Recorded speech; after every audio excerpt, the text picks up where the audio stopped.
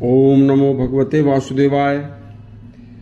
देखिए, असली मुस्लिम काल सन 1200 से सन 1707 ईस्वी तक रहा। सबसे ज्यादा भयंकर अकाल भी इसी पीरियड में पड़े और यह अकाल इनके जुल्मों का ही कारण थे। उसी पीरियड में पंडित गंगू ज्योतिषी नाम के एक विद्वान ब्राह्मण दिल्ली में एक ज्योतिष का कार्य करते थे। उन्होंने भी कुछ जो भविष्यवाणियां की थीं एक बार जरूर सुनिए।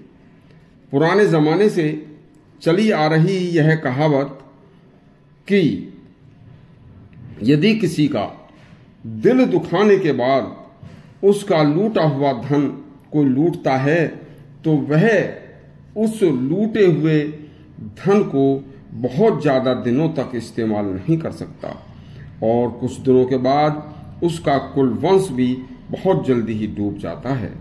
कुछ दिन की मौज मस्ती के बाद उसका कोई नाम लेने वाला भी नहीं रहता। 1347 में मोहम्मद तुगलक का राज था।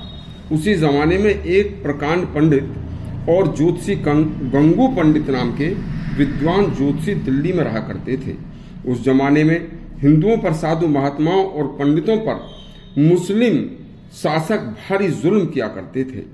तब गंगू पंडित ज्योतिषी ने कहा कि अब यह सभी मुस्लिम शासक बहुत जल्दी ही नष्ट होते चले जाएंगे और बहुत जल्दी हिंदुस्तान की धरती पर एक नया युग शुरू होने वाला है।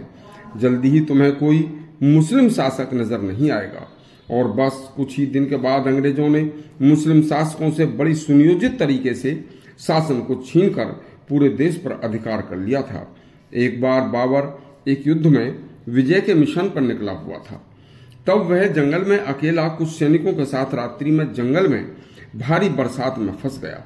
तब वहां जंगल में एक दरवेश साधु एक झोपड़ी में अकेला रहता था। बाबर उसकी झोपड़ी पर जाकर साधु से बोला तो और कुछ कहने लगा तो साधु ने उससे कहा कि हे बादशाह, तुम्हारी भी जिंदगी के दिन अब पूरे हो चुके हैं।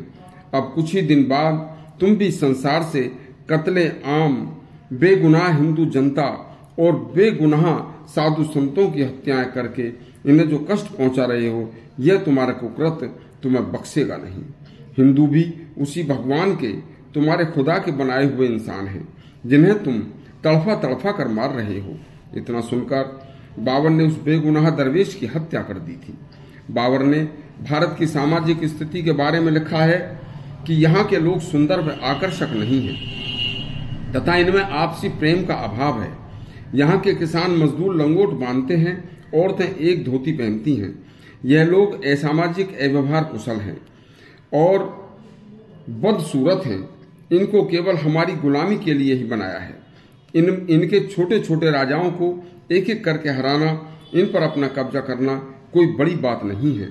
तब बाबर भारत पर आक्रमण करके एक एक छोटे राजा को हराकर उसे लूटकर वापस तुर्किस्तान अपने गृह जन्म स्थान फरगना चला जाता था। उसके बाद फिर कुछ दिन बाद आता और दूसरे राजा को हराता और लूटता और फिर चला जाता। इस तरह से उसका विश्वास भारत के लोगों के बारे में यह हो गया कि ये लोग तो मूर्ख हैं, वरना मेरे दोबारा जाने से पहले कई राजा एक साथ इकट्ठे होकर मेरा मुकाबला करते तो मैं हर बार वहां दोबारा जाने की हिम्मत ही नहीं कर सकता था। इस तरह भारत के लूट के धन से बाबर ने अपनी ताकत को बहुत बढ़ाया और ताकत बढ़ाकर फिर 1525 में बाबर ने भारत पर एक बड़ा आक्रमण किया और उस आक्रमण को करके 1526 में बाबर ने पूरे भारत पर अधिकार कर लिया और पूरे भारत का साम्राज्य स्थापित करके वहां का बादशाह बन गया। इस तरह से बहुत अच्छे लंबे समय तक जीवित रहकर मौज करने का स्वप्न देखने वाला बाबर कुल 4 साल ही जिंदा रहकर राज कर पाया था और 1530 में मर गया। उसके बाद उसका बेटा हुमायूं बादशाह बना। इस तरह अपनी दुष्टता भरी सोच के रहते मुस्लिम शासक अपने जीवन काल में जुल्म करते करते मरते रहे और जुल्म करते रहे और उन्होंने फिर अंग्रेजों ने भी उसी तरह से उनको हरा हरा कर अनेक मुस्लिमों से राज छीनकर अपना राज्य स्थापित कर दिया था। इस तरह से और आगे बहुत अच्छे अच्छे प्रसंग सुनने के लिए हमारा चैनल सब्सक्राइब करें और घंटी दबाएं। धन्यवाद।